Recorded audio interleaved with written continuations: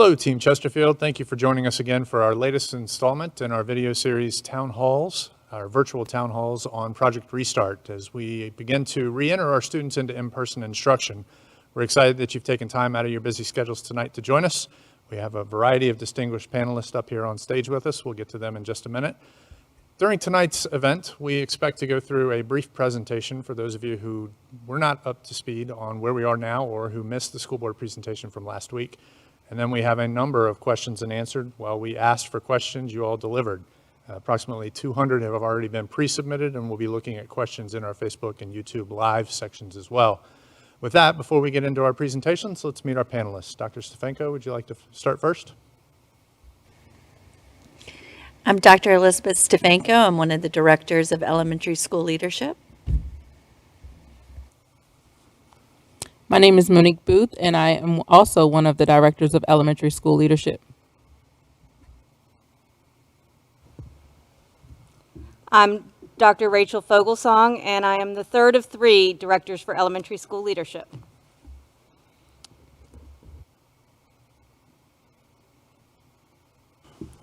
Good evening. I'm Josh Davis. I'm the Chief Operations Officer for Chesterfield County Public Schools. Good evening. My name is Eve Frank, and I'm the Coordinator of Early Childhood Services. Good evening, Dr. Lisa High, Chief of Schools. Thank you all for joining us tonight. You'll notice that we're keeping our masks on until it's our turn to answer a question. We are socially distanced, appropriate up here on stage. Everybody is 6 feet apart from nose to nose. So we are practicing what we preach in our schools, and we wanted to make sure that you all were aware of that as we got started. With that, I know that there's a lot of questions in place, so we'll go ahead and get started with a condensed version of the presentation provided to the school board on Tuesday, just to bring everybody up to speed. We'll start off with some brief acknowledgments. That is, first of all, we believe that face-to-face instruction is critically important to our students under normal circumstances, but especially now. And it's not just from an academic component, but from a social and emotional well-being component as well. We miss our students, and we want to get them back into our schools as quickly and as safely as possible. And we're excited that we began doing that last week with our cohort number 1, some of our special education students. And you're here tonight to learn more about cohort number 2, which will return to schools on October the 12th, next Monday. So during tonight's meeting, we'll go through a series of pieces of information before we get into questions. We want to talk about how we got to where we are right now. We want to talk about what cohort number 2 is and how grade 3 was included in that cohort. We're going to talk a little bit about hybrid learning and why we think that that's the best model moving forward. We'll dip into transportation and to facilities, and lastly, we'll get into the Q&A section of tonight's agenda. And again, as I noted earlier, we have approximately 200 questions that were pre-submitted, and we'll be monitoring social media as well as we go along. Let's start off with a brief overview of our Public Health Committee. That is a committee of local public health and medical experts who have been guiding us along the way, helping us to determine when it is safe for students to re-enter schools in a face-to-face learning instruction. That Public Health Committee meets weekly and then advises the school board, which meets twice a month. On September 14th, the Public Health Committee reported that the public health metrics that they had been reviewing were such that it was finally time to begin moving back our identified cohorts of students back into in-person instruction. Cohort number 1, as we talked about a little bit earlier, included certain students with disabilities who returned to school on September 29th. That same night, the Public Health Committee provided its latest update to the school board, and based on publicly available health metrics, the committee recommended that cohort number 2 was eligible to return to in-person instruction. And as we said earlier, cohort number 2 is now scheduled to return to schools for face-to-face learning on October the 12th. Just a little bit about the data and the metrics that the Public Health Committee has been looking at. This first slide here looks at our demographic data within the Chesterfield County Health District, and you'll see that school-aged children, those between the ages of 0 and 19, make up 15% of the positive COVID cases within the Chesterfield Health District, a relatively small amount. One of the 3 metrics that our committee has been using is a 7-day average of the number of cases within Chesterfield County. This slide looks at the number of cases per 100,000 residents, and as you can see, from October 9th through September 28th, we've been on a steady trend downward. Right now, Chesterfield is 8.3 per 100,000. That puts us in the yellow category, which is a good thing. We were much deeper into the orange earlier in the process. Our second metric that the Health Committee has been looking at is the positivity rate. That's a 7-day average of positive cases based on the number of tests given. And again, you can see the local health district, that's the Chesterfield Health District, has been progressing downward for the last month and a half. We're actually in the green category right now, which is a very good thing. Below 5%, we're actually at 4.5%, and this data is of September 29th. Our third and final metric that the Public Health Committee has been looking at is the number of hospitalizations within the central region, which includes the Chesterfield Health District. The central region expands from Hanover all the way down to the North Carolina border. And as you can see, the numbers have fluctuated a little bit on this category, and that's why we ultimately delayed cohort number 1 a first 2 weeks and did not send them back until last Monday. As you see now, though, we're at 2 weeks of slight downward trend. Again, a yellow, a very good thing. So when you look at the 3 metrics put together, you see that on September 14th, we had 2 yellows and an orange. And then on September 29th, we had 2 yellows and a green. And you see the reminder of the recommendations here in the bottom left. A green is considered full in-person learning or hybrid. Yellow is a hybrid or a virtual model, considering phased-in cohorts. And orange is virtual, considering phased-in cohorts or fully virtual. And we don't want to go back to red. So we're going to stick with orange and green moving forward to the best of our ability. So with that data in mind, on September the 19th, or the 29th, the Public Health Committee recommended to the school board that we continue with our student reentry plan and bring in the next cohort that was eligible. That is cohort number 2, and that was based on the yellow internal data metrics and the Virginia Department of Health recommendations that prioritize our pre-kindergarten through 3rd grade students, even when there is a moderate or substantial transmission within a local community. So now that we have this recommendation, what does it actually mean with the modifications that we've made? Well, on September 29th, our school board made a few tweaks to the process. They formalized the combination of cohort number 4. That would be moving all middle and high school students in on at the same time frame. We also moved into cohort number 2, our 3rd grade students. They originally were in cohort number 3, but that helped bring us into alignment with the Virginia Department of Health and the Virginia Department of Education recommendations. While we moved 3rd grade into cohort number 2, we actually moved our Career and Technical Center students into cohort number 3. Again, that aligned with the substantial transmission spread data designation within Chesterfield County. A couple of critical important points for calendar purposes. As we move forward with the October 12th reentry of cohort number 2 students, and we'll talk about this a little bit later, we will be aligning school start times with their normal starting schedule. We're also going to remove the early release day on October 16th. Families will get another message about that, a calendar reminder again tomorrow, but we are removing the early release day on October 16th. We no longer feel like that there's a need for 3 hours of professional learning time, since our teachers will have that opportunity every Wednesday in a hybrid environment. As we look at what the phased cohorts look like with the school board's revised action, again, we've already had level 1 or cohort number 1 students in our schools. Those are level 2 special education students, K through 12. Cohort 2 is now all of our students in cohort 1, along with our students in pre-K, kindergarten, and grades 1 through 3. Cohort number 3 will be all of our students in cohorts number 1 and 2, plus our students in 4th and 5th grade and our Career and Technical Center students. And then finally, cohort number 4 would be all of our students in cohorts 1 through 3, as well as our students in grades 6 through 12. Again, this is a look at the earliest possible return dates that exist if the data goes our way. If the public health metrics continue to remain stable or continue to progress in a positive, meaning good manner, we could be bringing back cohort number 3 students on October the 26th. Again, if the data continues to look favorable, cohort number 4 would be November 9th. Again, those are tentative, and they are based on they will be based on recommendations that are forthcoming from the Public Health Committee, but we wanted to give people time to start planning. So let's dig a little bit into cohort number 2. Again, cohort number 2 is our students in pre-kindergarten through 3rd grade, and they'll return to in-person hybrid learning on October the 12th. So what's the hybrid learning schedule look like? Well, our students who are in face-to-face learning will be in school 2 days a week, and they'll participate remotely, meaning at home, 3 days a week. Wednesday is a designated day for teacher planning, conferencing with students and/or parents. morning meeting times or advisory period times at the secondary level, and whatever professional learning or professional development might be scheduled to best meet the needs of our staff during this unique time. As we look at how this will break down in our schools, we will not, again, be bringing back every student at once. Our schools physically can't handle that based on the social distancing guidelines that we're following. So when we look at the breakdown of students in a hybrid model, we will be breaking them down into two groups at the elementary level and ultimately at the secondary level too. Our students with the last names of A through K will attend in person on Monday and Tuesday, with remote learning scheduled on Wednesday, Thursday, and Friday.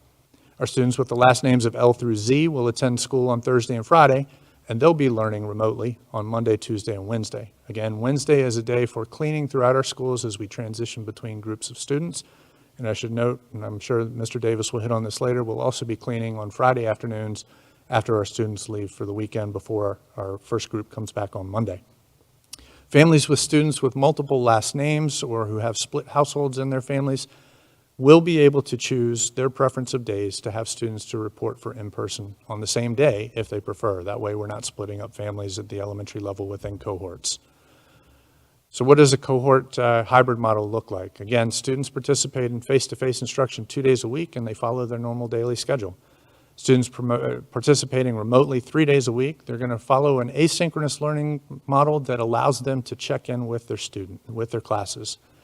Students will join in the morning meetings with their class each morning. That's at the elementary level, again, through the pre-K through 3. They're going to have a greeting, a sharing of information. They'll go through their normal morning meeting, and then they'll engage in community building activities and share direction and message for the day. Students will engage synchronously. Those students learning from home will engage synchronously at another time during the school day as determined by the schedule that the teacher sets. And again, Wednesday is a day for cleaning in our schools, but students will be expected to participate in a morning meeting to set the learning objectives for that day. And again, that's for our pre-K through 3 as we start out into cohort number 2. The benefits of hybrid learning is it provides for a controlled reentry process that allows the school division to incorporate social distancing guidelines on the bus, in the classroom, and the hallways as they are provided by the Centers for Disease Control and Prevention and the Chesterfield Health District and the Virginia Department of Health. It also allows us to remain compliant with the VDH recommendations regarding which students should be prioritized in the return to in-person instruction, and it gives our staff members the chance to monitor progress and identify and solve challenges prior to other cohorts returning. This screen right here, albeit a little bit small, looks at the school operating times for Tier 1, Tier 2, and Tier 3 schools. And again, starting on October 12th, when cohort number 2 returns, all students will follow a normal school schedule as listed on this slide.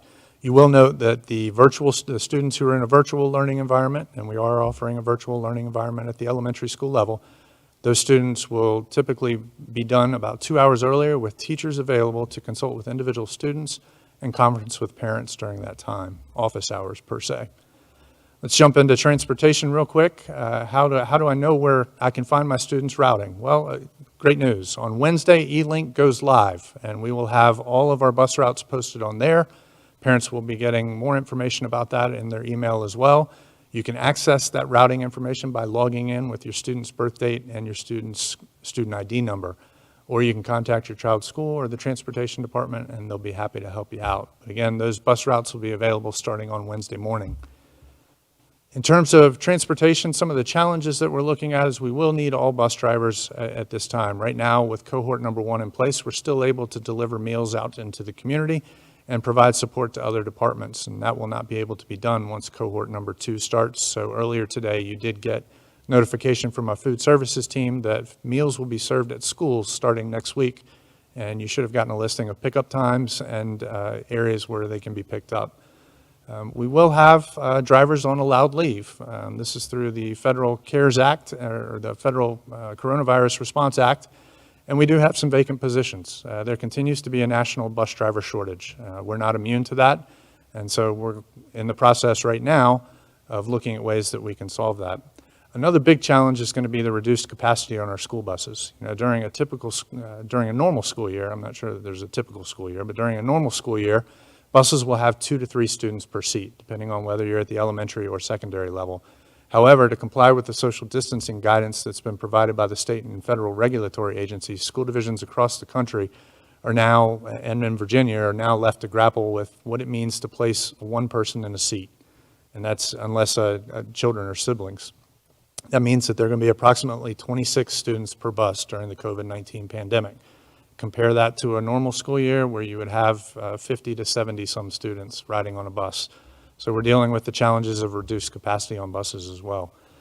How are we looking to mitigate these issues? Well, we're creating second waves and planned double backs to cover unfilled positions. That's an unfortunate reality of where we and many school divisions across the country are, again, during this national bus driver shortage.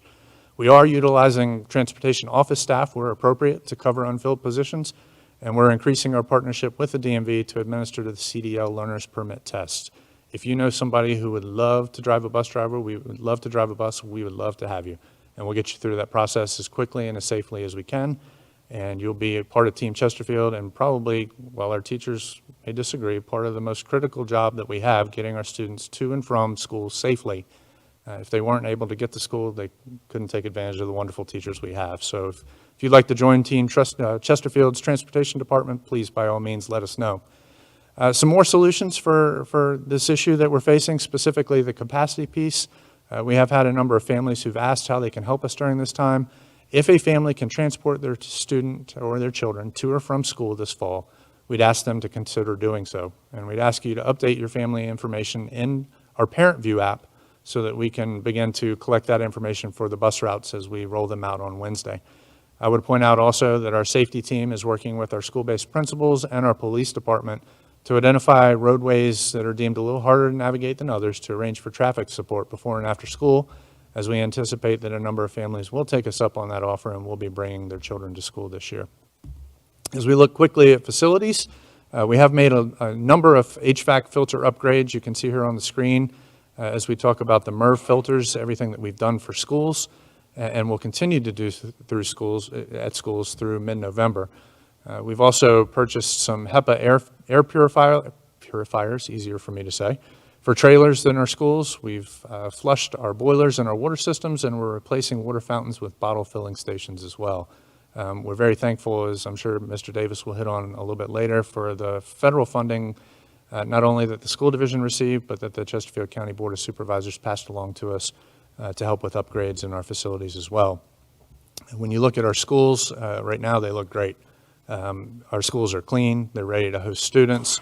All of our buildings meet the APA 2 standard for cleanliness, which is what we strive for in our contract with our custodial vendors and with our day porters and building operations supervisors.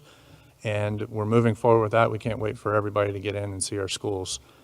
When you look at the personal protective equipment that we've been distributing and that we're inventorying to make sure that we have enough for replacement, you can see on this slide some of the items that we've been ordering and that we have in schools, whether it's hand sanitizer stations or hand sanitizer bottles, gloves, masks, floor marking tape, signs. We've got a lot of signs on floors and on walls. And we're inventorying every Wednesday and every Friday for replenishment so that our schools are never behind. Our goal is, I think, a 3-month supply in place moving forward. Couple of real quick frequently asked questions that we got even in advance of this town hall, and then we'll jump into the ones that were submitted for tonight. What happens if the data gets worse? And if the positive cases and the positivity rate and the number of hospitalizations, what will our school division and other school divisions across the state have to do if that occurs? And as you see here, in consultation with the Virginia Department of Health, just as we would during a regular flu season, the superintendent will determine what is the point at which we would have to close an individual school or even the school division. We sincerely hope we don't get to that point, but if we do, we will take whatever caution is needed to make sure that our students and our staff members are kept as safe as possible. The good news, I guess, the silver lining is we've gotten really good at virtual learning, and so we know how to do that when we go back into it. Questions have also come up about what we will do if and when our students or staff test positive for COVID. And let's just be clear that if it's in the community, it will be in our schools. Our schools are a reflection of the community that we serve.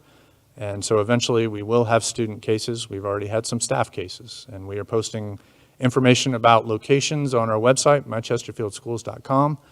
But if somebody, whether it's a staff member or a student, is diagnosed with COVID-19, they will be required to stay home for at least 10 days, and that is 10 days have passed since the symptoms first appeared. They have to have been 48 hours without a fever, and that's without fever-reducing medicine.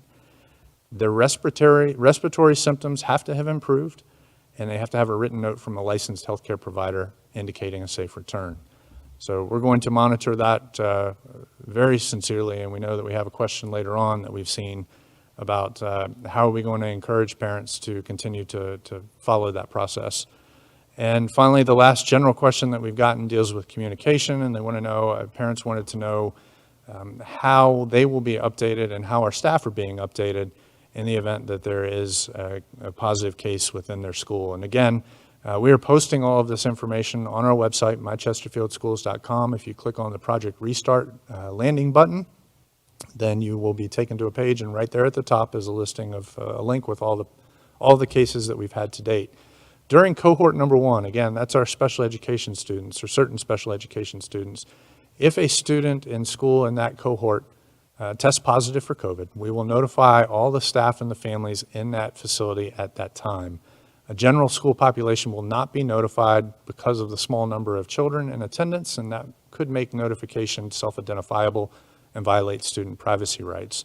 Again, that's during cohort number 1. Starting next Monday when cohort number 2 rolls in, and then ultimately through 3 and 4, once a student returns for in-person instruction, their school will notify all of the staff and all of the families if there is a positive case in that facility or on a bus that serves that school.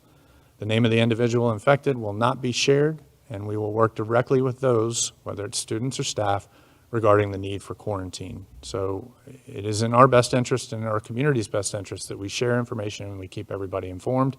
And you have our commitment tonight to continue to be as transparent as possible throughout this whole process. And that is the 15-second version of the 2-hour presentation that was given to our school board last Tuesday. And with that, we'll jump right into the questions that have been submitted. And we're going to roll to the top. And we're going to start off with Dr. Fogelsong, I believe. Based on the information provided at this town hall, will I be able to change my selection for my child if needed? Sure. So we asked parents to make a decision of which option they wanted by October 1st so that schools would have an opportunity to create classrooms, new classes, and ensure that they were adequately staffed.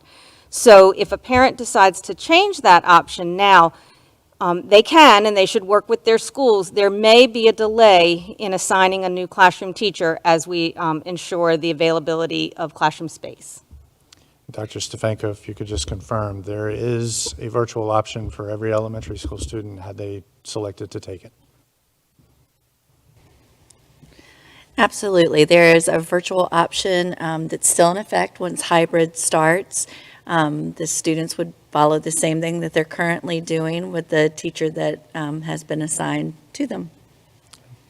Ms. Frank, what does that look like at the elementary level for our early childhood education students? So because pre-K is not a mandated service, our students in pre-K will be attending hybrid only. We are unable to, unfortunately, offer a virtual option because we are grant funded and there are a lot of restrictions associated with the grants that we are receive. We need to keep in mind also that our students in pre-K are 4 years old, so we need the full attention of the teacher and the instructional assistant in the classroom while they're there. I imagine class sizes, physical class sizes may play a role in this too. Yes, absolutely. We're typically in a smaller classroom in the schools, so we have to keep in mind social distancing and just all of those safety components that are in place. Dr. High, the next parent question is coming for you, and it's around the theme of flexibility and parent choice. This parent is concerned that families were forced to make a decision on an in-person or stay virtual decision with very limited information, and the reason, as Dr. Fogelsong just pointed out a little bit ago, was that we told them that we had to know how many students would remain virtual and how many would go in person for staffing allocation purposes. Can you expand a little bit on that? And so when we originally did the parent survey, we used that as some preliminary data to help us start to make decisions. But the reason why we've asked for the October 1st deadline is so that we can look at staffing. And we found that we did have to switch the numbers in terms of virtual versus hybrid and look at our class size. We do have, through our stance of quality, the number of students that we can have in a class, so we want to make sure that we are able to maintain that PTR. And so we really need to have that information to be ensure we stay in compliance with the Virginia Department of Education. Ms. Booth, the next question is coming to you. Are we going to have the option for keeping our kids virtual after the second 9 weeks? Where are we with that as a school division right now? As we continue to explore the information from the health committee, we'll be able to look at that. But as of now, yes, virtual will continue to be an option for students. Great, thank you. Any of the three of you for this one. How will teachers teach their students in the classroom with in-person learning and virtual if virtual learning instruction is already occupying so much of their time? I think it's important to be able to distinguish the difference between virtual and the hybrid model. So when you have students, when the teacher has students in front of them in the classroom in the hybrid model for those 2 days, the teacher is not simultaneously teaching virtually to the students who are at home. There are 2 built-in check-in opportunities for the students who are in the hybrid model for the 3 days that they are remote learning. So they'll have that morning meeting time where it will be connected with their classroom virtually with the students who are in the face-to-face session with the teacher. And then at another point, based on the teacher's schedule, there will be another opportunity for the teacher to check and connect in with those students who are remote learning. And during that time, the students who are in the face-to-face setting could potentially be working in a small group or independently working at their seats while the teacher is checking in with the students at home. So I just think it's important to be able to distinguish the difference between hybrid, virtual, and remote learning. Thank you. Next question continues down that path for a student who is at home. Can we provide an example of asynchronous learning opportunities? This parent says she's really wondering if the younger students will be able to do this on their own or if it will take considerable assistance from caregivers. Sure. So when students are hybrid and they are in the school in person, we're really going to try to maximize that direct instruction and the direct instruction from the teacher as well as that guided practice, so that when students are home in their remote learning, those activities are designed to support independent tasks that will allow them to practice the skills that they've been taught in person. Some examples might be independent reading, word work opportunities. There might be videos from teachers that will then provide them the activity that they'll be working on that will support practice, application, and then even extension of the skills they're learning in person. Thank you. Mr. Davis, we're going to get to you in just a minute. I got one more question for the elementary directors before we hop over to you.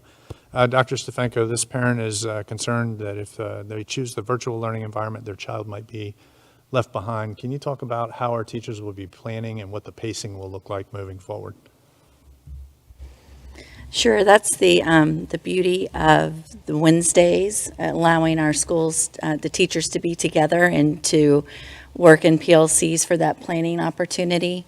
When we have the asynchronous time, as Dr. Fogelsong said just a little bit earlier, that's the opportunity to build on those skills that were taught face-to-face. And so there could be project-based learning types of activities that expand the knowledge that has happened during the school day. So they're going to work very hard to stay within alignment between the children that are at home and the children that are face-to-face, and that's afforded through that wonderful planning opportunity that we have on Wednesdays. Good. Thank you. Mr. Davis, we have a couple of parents who've written in about the school starting times. They must really like this 8:30 start time. Not necessarily wanting to go back to either 7:45 or 9:25. Can you explain from a transportation perspective why we can't have all students starting at the same time when we return to in-person learning? Yeah, thank you, Mr. Bullis. You know, we are just delighted that Cohort 2 is coming back, but we have to plan for Cohorts 3 and 4. So even though we could theoretically shift some start times, it would only be valid for a couple of weeks. So we need to, again, look forward to when all of our students are going to be in place and develop a transportation plan that will serve all of our tiers. So that's why we're going back to the original bell schedules that our schools have had in recent years, and there won't be any changes this year. Thank you. I talked earlier about the requests that we've made for families to help us by taking their children to school if at all possible. Did you have anything you wanted to add to that discussion as well? Well, thank you again, Mr. Bullis. We've certainly seen emails from folks that are very anxious to get their students back with face-to-face learning, have offered to provide that transportation, and frankly, we need you. Normally, I would say that school bus is the safest way to get to and from school. That will remain true. However, given the extremely limited capacity of our buses, we do need help from parents now. So if parents can, if they haven't already, go on to Parent View and indicate that they are able to drive their students, that would be very, very helpful for our route planning. I've seen some of the route sheets that's been developed by Dr. Fry's team, and it indicates, which students are virtual, so he knows he doesn't have to pick those up, and he doesn't even have to route the students once a parent indicates that they will be providing transportation. So if we can reduce that demand this school year in particular, we will do our best to transport those children who in fact do need transportation.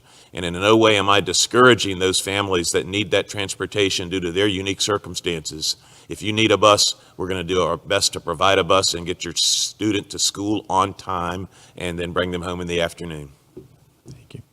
Dr. High, this next question is coming from you, and obviously this parent is very excited about the prospect of returning to school. They've asked, what is the metric to return 5 days for in-person instruction, and what is the target to meet that goal? So again, Mr. Bullis spoke about the Public Health Committee, and we are taking their recommendations that they will bring to the school board. As he shared all of the metrics that they use to look at the guidelines, but we also follow the guidelines of the CDC and the Virginia Department of Health, as well as the executive order that's out there. And as things change with the Virginia Department of Ed, then we would make changes. But at this time, we're following the metrics, and we are not allowed to bring students back 5 days a week. When we can, we'll be happy to, because we know that having students face-to-face is the best for everyone. And I think I would add on to that, Dr. High, that our school board has developed a very strong plan in collaboration with our superintendent and with senior staff. Our Project Restart plan has a lot of good qualities. We've made some tweaks when necessary based on changes, but our school board has been very steadfast about relying on the social distancing guidance and the face masks to make sure that our students are kept as safe as possible. Here's a new one that I hadn't heard until today, and I'll toss this one out to one of our 3 elementary directors. If my children are set to attend school on Thursday and Friday, are they able to sub in on a Monday or Tuesday if they have to miss Thursday and Friday? So unfortunately, if they have to miss Thursday or Friday, they would just participate asynchronously. Schools have carefully created classes that are split and equal so that they can maintain the social distance and the health guidance, and we would not want an imbalance during the week. Mr. Davis, I'm going to play tennis over to you. That actually could throw a little monkey wrench into our bus routes as well if students popped in on days that they weren't assigned. Yeah, it certainly would. And again, every seat is precious. So we're going to provide that transportation on the days that your students are in fact scheduled to come to school. We ask that you try not to pull a fast one on our bus drivers who are going to be doing the absolute best they can. They're going to pick up the students that are at the bus stop, and we just don't want to have any circumstances where there's a debate about whether or not a child should be getting on the bus. So stick to the assigned days, please, and we're going to do our best to provide the service that we can. Thank you. Back over to our elementary school directors. Why can't we just stay in the virtual learning environment?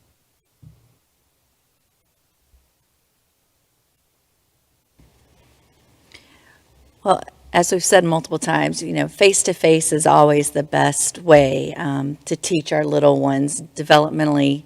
For our youngest ones, it's great to have them there right with us so that we can do small group instruction that is curtailed to their strengths and weaknesses. And so we want as much time with them as we can. So hybrid is our answer currently to how we can have more time with our little ones face-to-face. Thank you. This parent's seeking some clarification on the 2 days that students will be learning from home while the other group is in school. Will the children at school, at home, have the same virtual schedule they've been having up until now and have some lessons with their teachers, or are they just having a morning meeting and another check-in? If we could just clarify that one more time. Just to make sure it's clear, the difference between the kids who are face-to-face in the hybrid model versus those who are virtual. The students who keep the virtual option and are virtual 5 days a week will have an assigned teacher who will be with them 5 days a week. And the only way the schedule will adjust is it will align with your school start time. So instead of all virtual school schedules starting at 8:30 a.m., as Mr. Bullis mentioned earlier, it will align with the school start time. However, those children who are face-to-face and the students who are at home in the remote learning for the 3 days will have just those 2 check and connect opportunities with their teachers.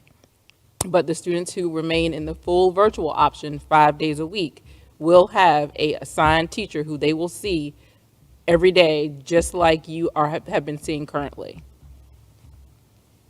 Thank you. I'm bouncing forth in between social media to make sure we pick up questions off of there as well. The next question for our elementary directors: what will learning in the classroom look like? Normally, our young children are able to move around the room, have centers, interact with their classmates. Will they be restricted to their desk? Will they be able to play games, use manipulatives? Are teachers able to pass out and collect papers? What does indoor and outdoor recess look like? This parent wants to know, what does school look like beyond going to the bus, going to the cafeteria? What does actual instruction look like? So I'll start with this one, and if my colleagues want to jump in at any point. We want face-to-face instruction to look as much like school as possible, while we also follow all of the social distancing and health guidelines. And so there will be some differences, and obviously there won't be students gathered in small groups, but we will have manipulatives that students will use in their own individual manipulatives. We are going to continue to provide small group instruction following the social distancing. Students will go outside for recess. We've been given lots of guidance around what things they can do, such as soccer, hula hoops, and sidewalk chalk. It's a good time for students to get outside and have a break from their masks. Students will go into the cafeteria and get their lunches. We are really trying to make face-to-face instruction look like a pretty typical school day. The one thing that I would add is they're going to have resource, just like our regular school day of any other year. They're going to have, the beautiful thing about elementary teachers are they can do a lot without having to have them right next to them within 6 feet. They're very gifted in engaging the students, and so while they may not be on the carpet learning, they will have opportunities. We hope to keep them as engaged as any normal school day.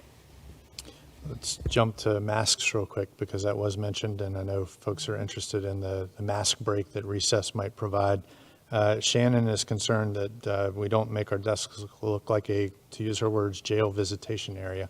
What are we going to do with masks in schools, and why are they so critically important? So everyone is expected to wear a mask during the school day. Students will have an opportunity at recess when they're outside, if they maintain that social distancing as expected, to remove their masks, to have somewhat of a mask break at that time. However, during the course of the school day, when they're inside of the building, that is not an option. Everyone is expected to wear a mask, all staff as well as all students. And to make it look like, she said a jail, kind of like that experience, that's not the idea. And as Dr. Stefanko mentioned, elementary teachers are super creative. And a lot of the classrooms we've had an opportunity to see set up and ready for students, they still are that warm, inviting, and caring environment. Yes, the desk may be a little bit separated, but students are still going to feel that welcoming environment. It will be different, but it will still be a successful place for them to learn. Thank you. Dr. High, maybe you want to tackle this one. The individual health plans that are required if there's a medical condition that prohibits a child from being able to wear a face mask. Yes, if there are health reasons why a student cannot wear a mask, we've asked that they get a note from their doctor and submit it to their school, and then we will follow the guidance from the doctor. We had a conversation today about if a face shield would work for the student, then we would offer that, as well as we are planning to have some desk shields that could go around the student to help with that 6 feet, although they're going to be 6 feet distance from each other, but just to help for some safety precautions. So we'll, work with the principals and schools to make sure that parents and students are comfortable when they can't wear the mask. But it is a medical reason, and we do need a physician's note. Thank you. Bounce back over to one of our elementary directors. This parent says that all resources available that they've seen have said that students returning to the hybrid model will stay with their current teacher. This was a huge factor for many parents when considering the option to return. I don't believe that's correct, if somebody would like to tackle that one. So there may be cases that students will remain with their current teacher based on enrollment. However, we cannot guarantee that every student will, because we have a limited number of staffing that students are in now in virtually, and we need to bring some of those teachers back into the building to be homeroom teachers for our hybrid students. And so unfortunately, we can't guarantee that, and there may be changes as they're creating these new classes. Good. And Ms. Booth, you've been very diligent about helping us understand the difference between hybrid, virtual, and remote. This parent's seeking clarification that virtual is 5 days worth of instruction. Is that right? Yes, that is correct. Just like it is now in this model, it's 5 days a week. Thank you. Regina submitted that question. Thank you. I did want to show that we were paying attention to our friends on Facebook and YouTube as well. Not sure who wants this one, but this person's daughter is in first grade and her last name, we'll say, starts with T. We won't give it out. Does that mean starting from the week of October 12th, she is supposed to come to school in person on just Thursdays and Fridays since her last name starts with T? And again, we'll start here and then we'll come over here. How do I know how to get my child to school? So the guidance, since it ends with a T, that would be the end of our alphabet. So that would be Thursday and Friday. And so they would have asynchronous work on Monday, Tuesday, and Wednesday. So that's correct. They would be there Thursday and Friday each week. And if the parents or this family cannot provide transportation, we will have a seat assigned on a school bus. And the family can look through our e-link application for that bus information, which will become available on Wednesday. There's a description of that system on the transportation webpage to include a little video. And the parent view system also offers the transportation information. Or you could simply make a call to the student's school. But we look forward to transporting these students that start with the letter T on Thursdays and Fridays. Thank you, Mr. Davis. Ms. Frank, I'm coming back to you in just a minute. I'm going to get back to you. Our elementary directors, will children be required to attend the morning virtual meeting, or can they just complete the assignments at their own pace during the day? We have 2 working parents, and to make it not essential to attend the morning meeting would help the school transition go more smoothly. The morning meeting is not a required opportunity for students to connect, but it is a great opportunity for students to be able to join in, see their classmates, and see their teacher, and kind of get that guidance to set the mode for the work that they will do that day. However, we do understand that we do have working parents who this may be somewhat of a challenge for.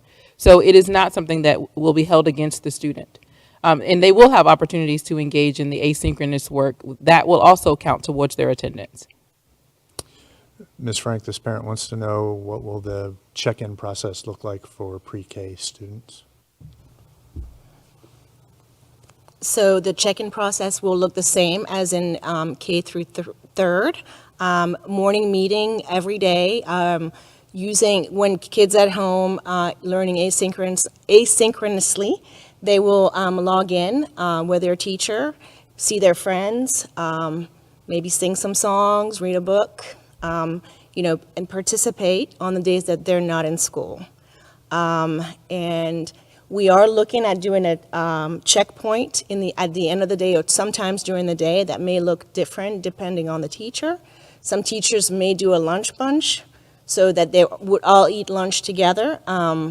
Some teachers maybe do a end of the day story time. So it's going to vary based on the teacher's choice with their classes. Okay, I'm going to stay with you for this next question. Is there any, I imagine a number of parents feel this way, but are there any considerations to change pre-kindergarten services to 4 days a week? It's not fair to them to only have 2. Children this age need consistency and a lot more help, as these are the foundational years. Yes, and unfortunately, there is not a choice right now. As I said earlier, our classrooms are typically smaller than most of the classroom in the elementary school. So in keeping with social distancing and health guidelines, and also recognizing that our students have never been in school, so we really need the full attention of our teachers. The maximum of students we will have would be 10 with a teacher and an assistant, and teaching them school, because as we recognize they've never been in school, we want the full attention of the staff in the classroom during those days. Thank you. I'm going to come back over here to my left to our elementary directors. Jennifer has a question. If parents will be able to talk with the school about the potential of holding a child back this fall since they've been out of the classroom since March. Who should they approach about that conversation if that's a conversation they want to have? I think if I understand, they should always start with the principal and have that conversation with the principal and discuss their concerns. The school can help talk about what the student needs are and what remediation or supports and services the school can provide, and come to an agreeable solution. Okay. Dr. Stefanko, Ms. Booth, Tanisha asks, how can we expect a 4 or 5-year-old to keep their mask on all day? What types of things are we going to do to help in that regard? And I'm going to guess that one of the very first lessons that our teachers give is the importance, how to put it on properly, when to wear it, when to take it off.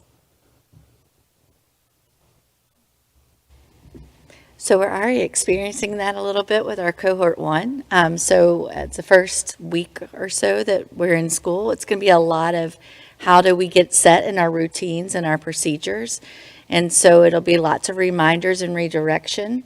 Like all of us, I think we have to be reminded at times to keep that mask on when we forget that we have it on. So it'll be just reinforcing the procedures of the day. And I would jump in and say, parents, this is where we would definitely need your help. Because, as partners in your child's education, it starts at home also with practicing wearing that mask and reminding kids and getting them comfortable with wearing that mask. So we know it's a joint effort. And 4 and 5-year-olds, it's going to be a challenge. But I think if we work together, it's something that will kind of become second nature, like wearing a T-shirt. Great. Thank you. And again, we're all wearing, well, I'm not. Everybody else is wearing their masks. I'm doing a lot of the talking, so I've kept mine off. So being good role models up here on stage as well, and socially distanced as appropriate again. Jen asks on Facebook, if kids are full-time or virtual full-time, why can't they have the same freedoms kids going hybrid do? Maybe the parents want to not be tied down to a computer too. Let's explain what a virtual schedule looks like now and how that will be consistent in the future. Our children are not on a Chromebook for 6.5, 7 hours a day right now, are they? No, and the virtual schedule was designed condensed specifically to not increase the screen time for our youngest learners. And there are times that teachers engage students synchronously through the Chromebooks. But there are also opportunities for students to have independent activities or asynchronous activities throughout that virtual learning. Okay. Dr. High, Mr. Davis, not sure which one of you want this one, but Roxana wants to know how often children will be tested in the school setting. They won't be, and let's talk a little bit about why, if we can. Okay, students will not be tested in the school setting. We do ask that parents work with us and follow the checklist in the morning, which is checking the temperature, looking at the checklist to see if there are any of the symptoms like headache or coughing.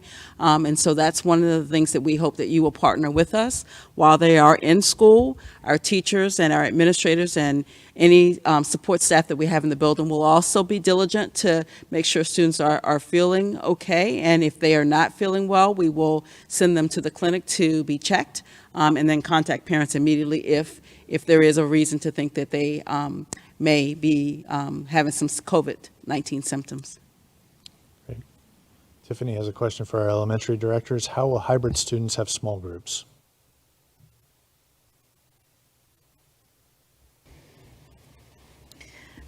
Well, that's a great question. Our teachers are very creative, and so we'll be following social distancing.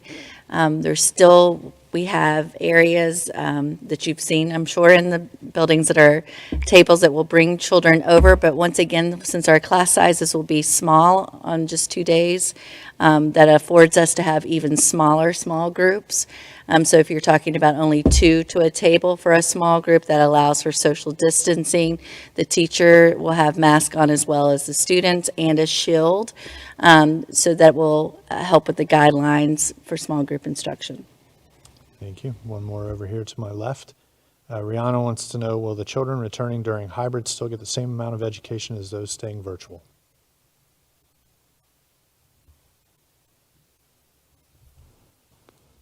Yeah, and I think Dr. Savanko touched on this earlier. The grade levels will work together to assure that the standards are covered and they're aligned, and that instruction that's provided face-to-face will be the same instruction that's provided virtually. And so covering the same standards, just in a little bit of a different format.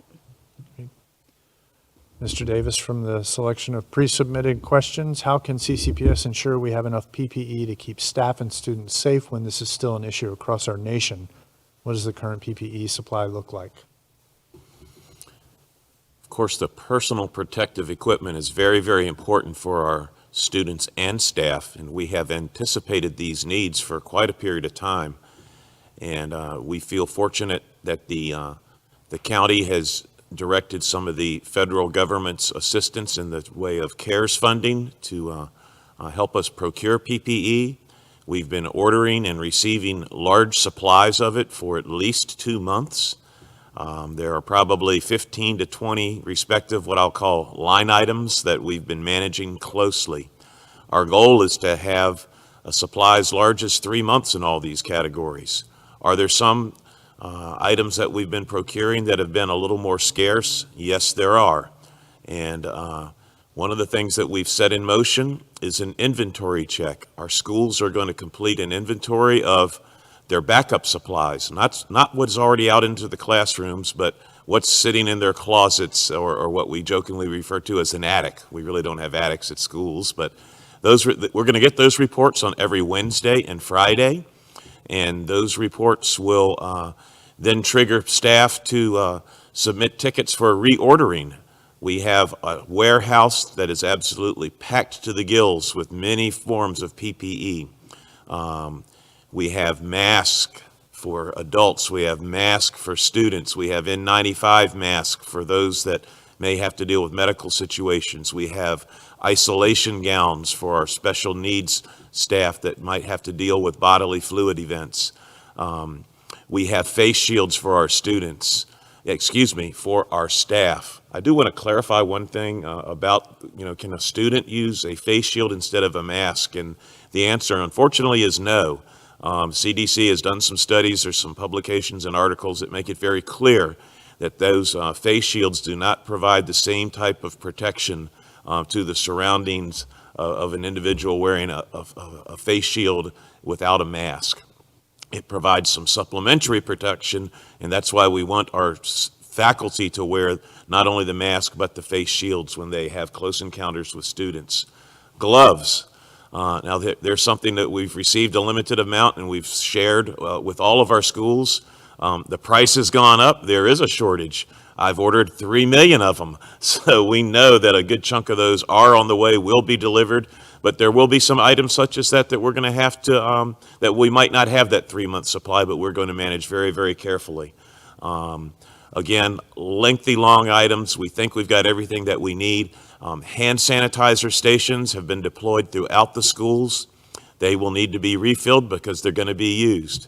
The teachers have all been issued bottles in the individual classrooms, but strategic places in the hallways, in cafeterias, near bathrooms, hand sanitizer is in fact available. So we think we've gotten on top of the PPE train, and we're continuing to order, and we hope that we won't have any severe shortages, but we're going to follow it very closely. That inventory is going to be careful, and we will reorder as necessary and push our procurement team to deliver what we need so that all of our students and staff can be safe. Thank you, Mr. Davis. Then this next group of questions, we're going to roll all into one. And I'm going to start over here, and then I'm going to bounce back to Ms. Frank, and then I'm going to come back over to here. And let me get them all out before we jump to answer, because there's times where I see all three of you reaching for your mics, like you're going to rush to see who's first. The scenario of questions tend to deal with the transition of students back into the school setting, specifically the new students who have never been in a school setting before. So the first question that we'll start over here with is going to be, is there an opportunity such as the Friday school supply drop-off during normal teacher work week? Is there an opportunity for students to come in and get used to the classroom setting? Or what is the teacher going to do during that first week to help get them set in that new learning environment? And to you, Ms. Frank, what are the early childhood education teachers going to do to get them acclimated to a setting that they've never been in before, when maybe they haven't been in a formal classroom setting before? So we'll start over here with transition. Unfortunately, due to the turnaround time, there is not that opportunity to have the students actually come into the classroom like an open house in a traditional school year. However, teachers have been encouraged, and principals are working with their teachers to set up that opportunity within that first week of school. Kind of, it's like a restart in a sense, for those students, to welcome them into the classroom, to allow them to get to know and build that family and that culture within the classroom with their new classmates and with their new teacher, if the child has moved to another classroom. So those are things that schools are definitely taking into consideration, and being mindful of that, and knowing that instruction is important, learning is important, but also is the social emotional development of our students. So teachers and principals will definitely take that into consideration. And I know that our teachers, or the pre-K teachers, were very excited because they got to meet most of their students face-to-face. We were able to offer visits to either to the classroom or outside the school for all of our pre-K students who were able to attend, to deliver Chromebooks, to meet their teachers, to meet the instructional assistant in the classroom. So all of the pre-K students have actually met their teachers face-to-face, which is great. And I know our pre-K teachers are so excited to welcome the students back. And of course, there will be a lot of activities surrounding, what do we do in the school environment? What do we do in the classroom? What do we do in the hallway? Like, we understand that all of this is new for our pre-K kids. And just like any other year, our teachers will spend a lot of time teaching them how to do school. So whether it's coming off the bus, walking from the car, walking in the hallway, all sorts of things, washing your hands properly. We'll work on all of that when the kids come to school. And ladies, because this is the first time that we've had pre-K through 3 with Chromebooks, they need to bring them back and forth each day, home to school, especially on the days that they're working from home. What other school supplies might they be looking for that first week of school?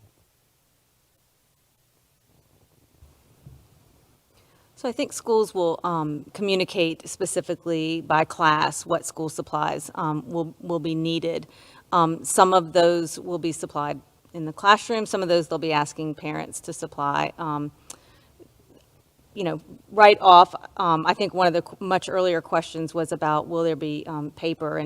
And we do anticipate that there will be some type of take-home folder that a student might carry an assignment that would come back and forth, limiting the amount of touch so that we can remain safe and healthy. Mr. Bullis, Yes, may I add Absolutely. something? So for pre-K, we are asking the students to actually keep their Chromebooks at home.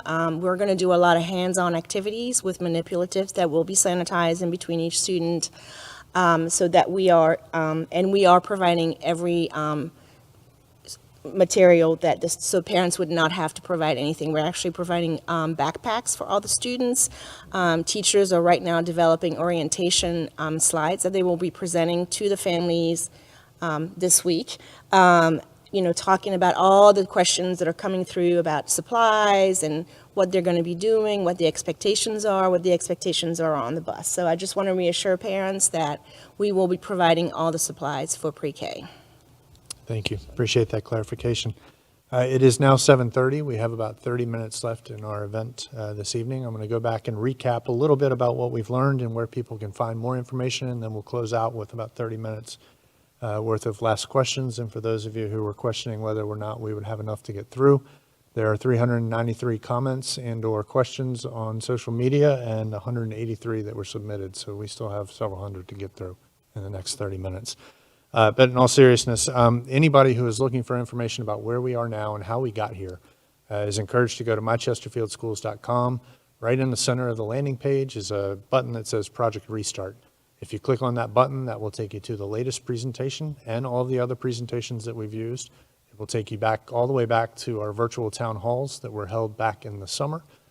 You can find information about schedules. You can find information about quarantine protocols, our health and safety plan, our overall Project Restart plan, just about everything that we hope that you will need to get your child ready as we return cohort number 2 to a hybrid learning model. I would point out, and I neglected to say this at the beginning, and I apologize for that, we will be doing these virtual town halls the week before the other 2 cohorts return, so you all will be back with us when we reintroduce cohort number 3.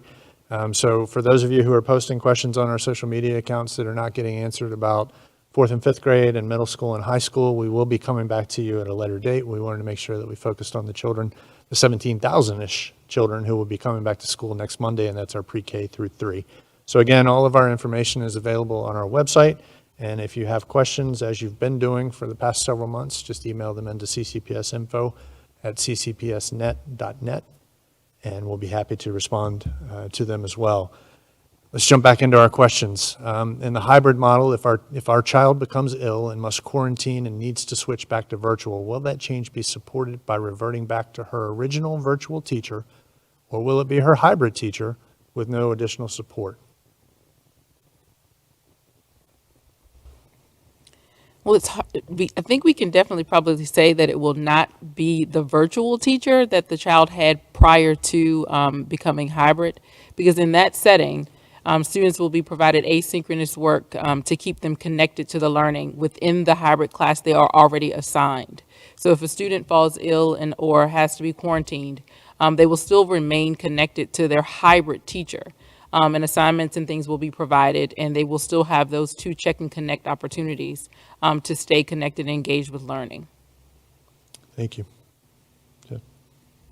I was just going to say, the only difference might be is if a whole class is quarantined. And if a whole class is quarantined and the teacher also has to go into quarantine, then they would have an opportunity to just shift the whole class into a virtual setting.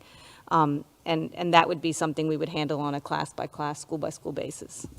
And just for our population watching out in social media world, when we look to quarantine, we're working with the health department on contact tracing, and what they're looking for is any individual who had contact with an infected individual who is within 6 feet or closer for 15 minutes or longer with or without a face mask. So those are the people that the school division, and possibly the health department would be reaching out to in order to ask them to quarantine. That means that they don't come back to school for a number of days. Mr. Davis, Lindsay wants to know what are the cleaning procedures during the day, and I would add at night too, because we don't just clean during the day. Are children cleaning their own desks? What about bathrooms? Has the plexiglass been installed in the bathrooms? Where are we with that type of thing? Well, there's several questions there, and let me maybe tackle them in reverse order. We did have a recommendation from risk management that we install some additional partitions in the restrooms between the male urinals and the sinks where those partitions did not exist. We have a major maintenance project to do that. It will be approximately 1,300 pieces. We have a bid that's gone out and a contractor that's going to start working on it. Obviously, that work would not be complete before our students come back into the school, but it will be underway and hopefully completed in a matter of a few months. More relevant, or even more relevant, is the cleaning every day. The major touch surfaces, doorknobs, handles, common areas, they will be cleaned 3 or 4 times every day by first our day porter staff that works during the day while school is in session, and then again in the evening by our contracted custodians. In regards to desk, in the classroom, they will be cleaned at least twice a day. That includes the evening cleaning. If there's any type of meals that are prepared or consumed on a desk, then there certainly would be cleaning of that desk actually before and after the meal's consumed. So desks are very, very important. When we get to our other cohorts, we'll talk a little bit more about that, but for our elementary students, at least twice a day, plus any time that there would be food that's consumed. Thank you. Dr. Hyde, Dr. Fogelsong, I'll toss this one out there to you all, and we'll start with the teachable moment aspect. A parent wants to know what happens to students who won't or don't keep their masks on. Well, the teacher would work with the student to encourage them to keep on their masks. We would do as we would do normally in a classroom. If a student is not following directions, we remind them, we ask them, we contact parents. But we will, if we need to follow discipline measures, then we would, but that would be a last resort. It's really talking to the student and explaining why we're asking them to do what they're doing, and we make sure that we contact parents to make sure you're a part of working through this concern. Good. Okay. I did want to correct one piece of information that's been put out there in the social media chat. Somebody has suggested that every elementary school has over 18 cases of COVID already. That is not accurate. Again, if you want to find out where it is in terms of our staff at this point, we're being very transparent. It's on our Chesterfield School Division website, mychesterfieldschools.com. Again, you click on the Project Restart button, and at the top of that page, you'll be taken to a listing of all the schools where there has been a confirmed case, and we will keep that page updated. Our plan is to update that page every morning by 10 o'clock with the news from the past day. Again, communication will be forthcoming once students return to school, as we do want to keep parents engaged and informed. The next question has to do with staff and wearing their masks as well. And I don't know whether to look to Dr. High or to our directors. What type of PPE will our teachers have? I understand that they're working behind a 6-foot, I won't say wall, but a 6-foot distance that they have to stay behind. What happens when they break that distance to go out and work individually with students?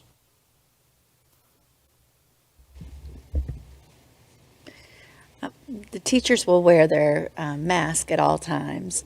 There is a 6-foot semicircle that we have drafted out on the front of the room where most of the teaching will happen, where the smartboard is or where the whiteboard is for the teachers. If they go past that 6-foot arch, then they're going to add the face shield while keeping the mask on for protection for themselves and for the children.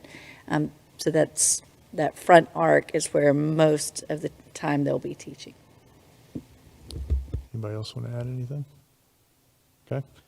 We'll go to the next one, and Mr. Davis, Dr. High, want to go back and revisit a question from earlier. Can someone please explain why our children can't go back for 5 days? The school division keeps repeating this to us, but we can't find that ruling anywhere. It's probably more about the social distancing guidelines and our school board's desire to maintain those.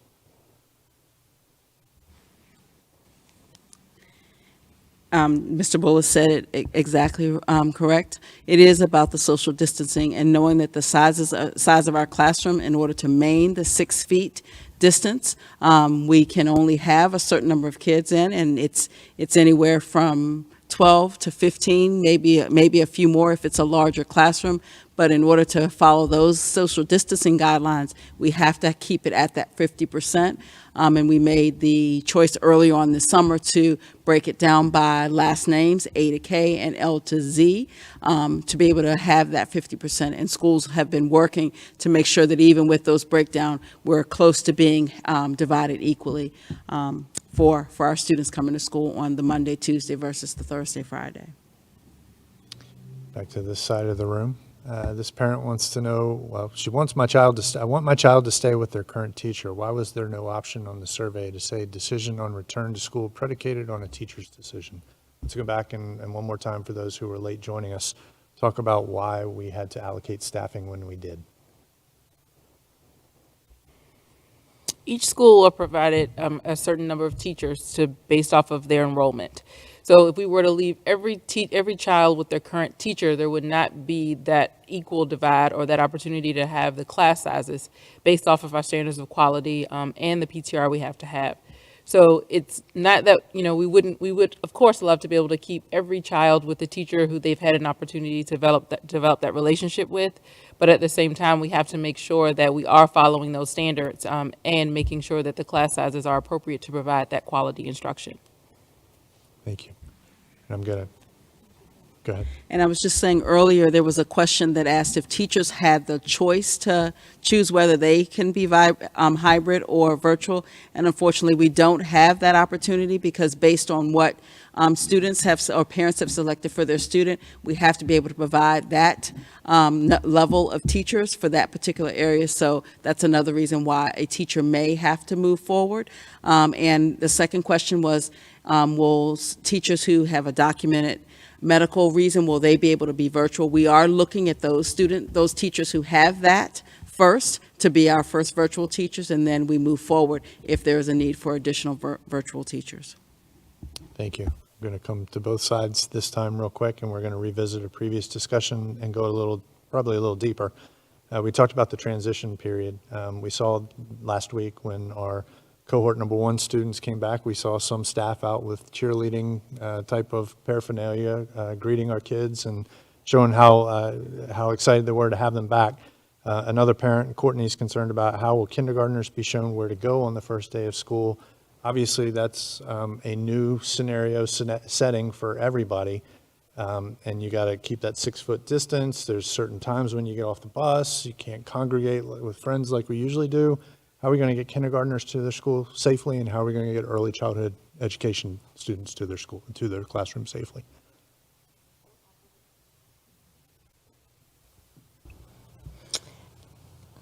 And I may defer to Dr. High as well, but it is my understanding that some of us will be in the schools helping with a mask and a shield, like we did for cohort 1, helping get the students off the bus or get the students in the car. Principals are working very hard to work on all of those things that I can't even wrap my head around, but that will be put in place. As I said, the staff will be on hand. It'll be all hands on deck, and we will cheer for our kids because we're so excited that they're coming back.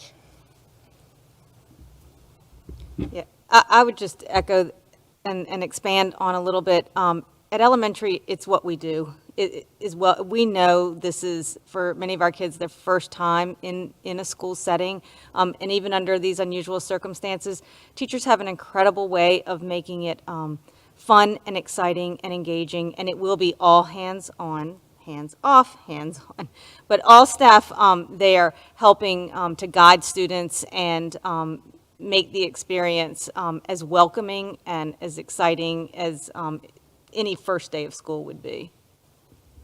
Great. Dr. High, this question has to do with the hybrid learning and time on technology, and I think it's going to be true that every student logging on through their login credentials actually goes through our network. But this parent is concerned that students are spending more time on CCPS Chromebooks from home during the workday. Website filtering at home is ineffective as more websites use HTTPS, which bypasses home network filtering. What are we doing to make sure that our children are safe in the current virtual learning environment and then when they're either on the continuing virtual or the hybrid virtual? So whenever our students log into our ccps.net, they go to our filtering system to filter out the sites that they are attempting to go to. So it may take a few minutes more for it to actually go to the filter and give it the okay. It's with identifying that this student should be able to access this particular program or access this particular site. So it takes a few minutes, but everything does still go to our filtering system. It doesn't have to go through like they were when they were in school, in the school building, but there is a interface with our firewall. Dr. I, I'm going to stay with you for the next one. Since parents are being given the option to send their children back to school, why are teachers not being given that same choice?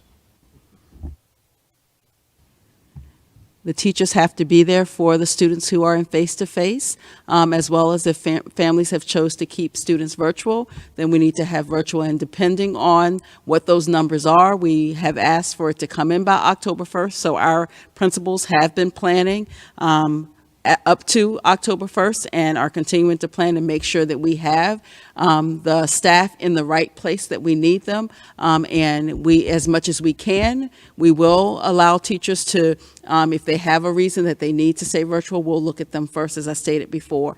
But we just have to, we have a certain number of staff members and we have a number of kids who've chosen one method or the other, or one option or the other, and we have to fulfill that need. Thank you, Dr. High. Elementary directors, as we were talking about the morning meeting earlier, I may have slipped up and talked about some of the activities they might do, and I or somebody else referenced singing. Right now, there's no singing. We've been advised that air droplets are not good, and so we're not going to be singing. We're not going to be doing a variety of other things, but that question begets the next question. What are we doing about resources like music, like art, that type of thing? So resource for the students who are in the hybrid model will look like a push-in where the art teacher will come into the general education classroom and provide that service. Students who are in the virtual model will continue to have virtual resource or a synchronous resource like they are currently having now. The students who are at home for the 3 days in the hybrid model remotely will be provided with asynchronous tasks that will align with the face-to-face resource instruction that they received earlier in the week, or throughout the, if they're, depending on which resource class it is, the resource teachers will be providing activities for those students to work with at home. Thank you. Mr. Davis, Laurel asks, is the CDC list of recalled hand sanitizer brands going to be regularly checked so the products used in school are confirmed safe? Indeed. We were aware of some of those hand sanitizers that had been determined not to be appropriate a couple of months ago. So we are buying products that are certainly deemed safe and certified by CDC and FDA. So again, we've got a standard product that we're getting from a great vendor, and we're not going to disrupt that in any way to buy a cheap and product that is inappropriate for our students. So again, we're going to keep them safe with good hand sanitizer. Well, I've got your mic on. We've got a couple of folks who weren't with us when we started at 6:30 who just want us to, they've asked about cleaning. Can you just quickly revisit what we're going to be doing over the course of a day, over the course of a week? Sure. Let's talk about two groups that are going to be doing cleaning. And we'll start with the bus drivers. How about that? I didn't mention them earlier. They're going to start the day with a clean bus because after they're done in the afternoon, they will thoroughly disinfect their bus. They will do their morning operations, thoroughly disinfect that bus, and then again in the afternoon.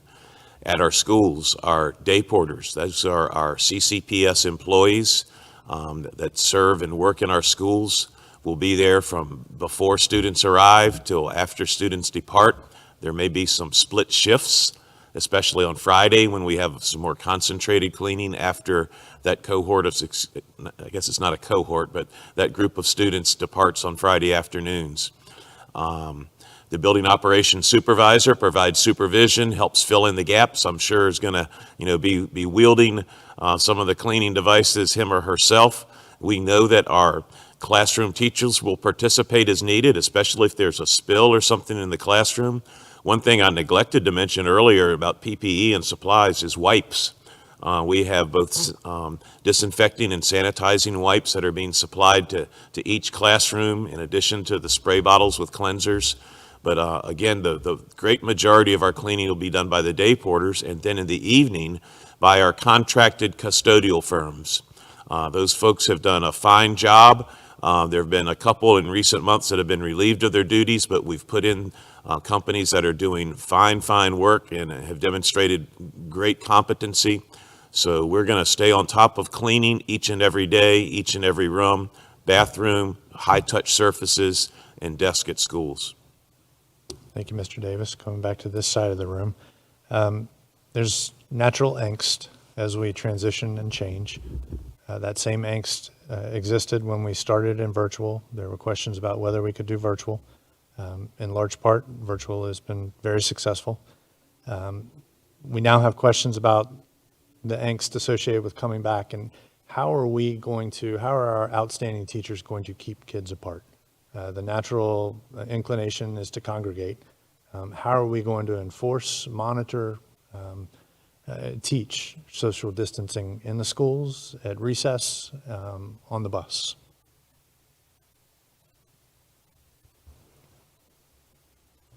We're going to do just what you said. Just as the students come in, it will be a priority for teachers to teach those routines and those procedures from day one. We've got guidance in the hallways to help remind students. Their desks are already placed. Everything about the first few days of school will be about reminders and teaching kids the proper procedures. We know this is new, but they know it's happening. And so I think the teachers are amazing at helping get kids used to and comfortable with their routines and procedures of school. Okay. Mr. Davis, how about on buses? That's the first and last touch point of the day. We're going to keep them safe on there too. Yes, the guidance that we're following is to... All right, I did well about 12 times, but I missed that one. So we're back on mic. And 1 student per seat on the school bus. So that'll be for most school buses, 26 students. Siblings, family members that live together can in fact sit together. And looking at one of those route sheets recently, about 41 kids, that included 3 sibling pairs and a sibling trio. And so we'll take advantage of those opportunities. Hopefully the brothers and sisters will get along on the bus seat next to each other. We've identified a checkerboard pattern on the buses, so the children will see a piece of tape where they are supposed to sit so that they won't be directly across the aisle from one another. There'll be maybe a child next to the window with a child across from them that's at the aisle. So again, our bus drivers will have those seats well marked. They'll give directions. After the first week or maybe 2, we're hopefully going to have assigned seats in place too, so that we'll have a good routine and that there'll be seats for safe seats that are well distanced for those of our students that will be riding the school bus. Thank you for bringing up that point, and I'll pass it back over to here. Assigned seating isn't unusual at the elementary level, perhaps maybe on the bus, but in the cafeteria, if they get into the cafeteria, in the classroom, on the bus, what does assigned seating allow us to do a better job with? The assigned seating provides an opportunity to contact trace if for some reason there was a student or staff member who fell ill. But also it helps the students know their safe space and where their area is, as well as to help the teachers and the staff to be able to identify those clearly. Students at the elementary level are accustomed to assigned seats in the cafeteria, in their classroom, on the school bus. So this will not be anything different than what they're used to in a typical school year. Thank you. Dr. Hyde, next question goes to you. Originally, CCPS decided the first 9 weeks would be virtual. What changed to push kids to go to hybrid? And I think you may want to just clarify that we never put a timeline on this from the beginning, which kind of set us apart from some others.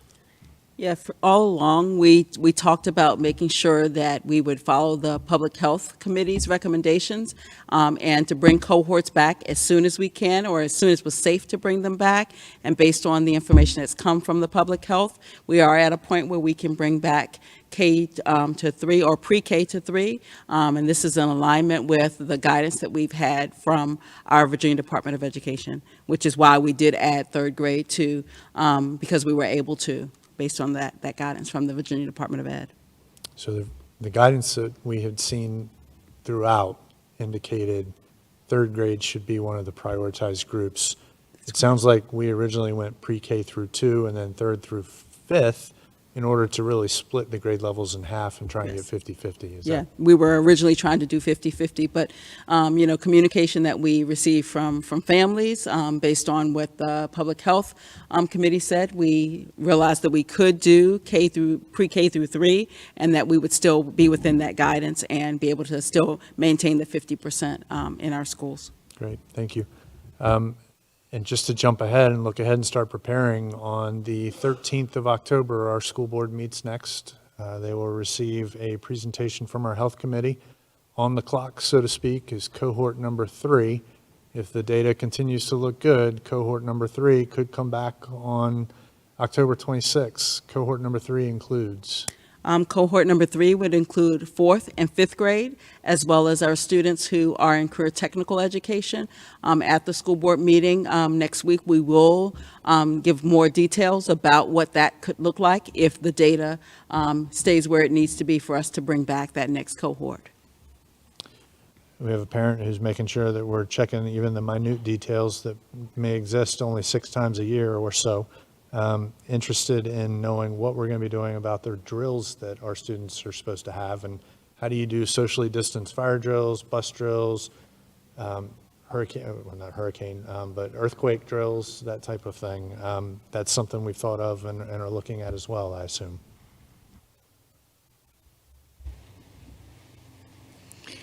Yes, our principals are so diligent. They've been planning for every scenario there is. So once children start coming back to school, so even with cohort 1 that's already there, we do start our drill preparedness. So fire drills will start, but we'll do the same thing that we've talked about with everything else.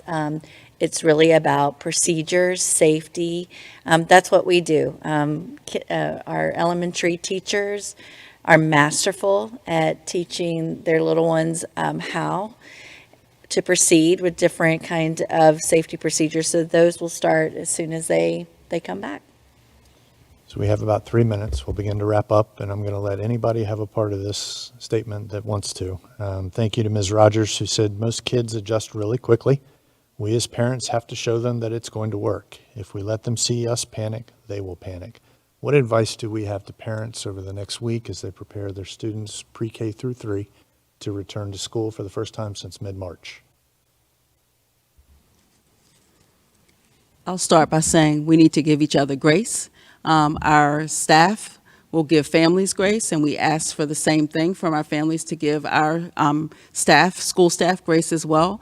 This is what we do. I mean, I'm an elementary person, and so I know that there is no question that once they get back in, our teachers will do a wonderful job, and our administrators will be there to support them, and our central office staff will also be there to support them. We will be sending out a message for all of our central office staff to be out next week in the schools to support in any way that we can. So I would just say, trust us. We want the same that you want for your kids while you had them at home. We want the same for them to be safe and happy when they're here in school.